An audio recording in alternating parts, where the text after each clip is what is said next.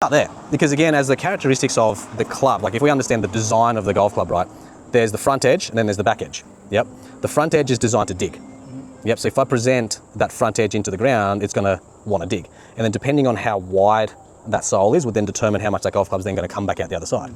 Hence, firmer ground, like, let's just use this timber deck, for example, that we're not going to dig, so it's going to always hit and come out very easily and quickly, versus if we went to like the beach, where it's super soft, you're walking and your foot's kind of moving, like that kind of softness, and we did that, like, until we say to the golf club, stop, it's just going to keep digging and digging and digging. Does that make sense? So ultimately, again, depending on what kind of bunker shot we're trying to play, sometimes it is a good thing to throw that edge into it so we can then get the golf club to work under the golf ball to then pop it out. But sometimes we want to use the back edge of the golf club.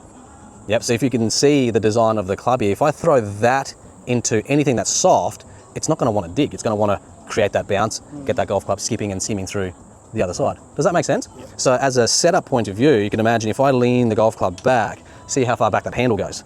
Yeah, so if I play the ball back in my stance there, it's nearly impossible to get that leaning shaft unless I'm like this. So traditionally speaking, a standard way of getting out, would you say, be closer to like driver position, with ball position, because that supports that. Yeah, so all of a sudden, if we then go, well, I want the golf club to bounce, and we understand what the golf club does, we can then create our technique and our stance around the back of that.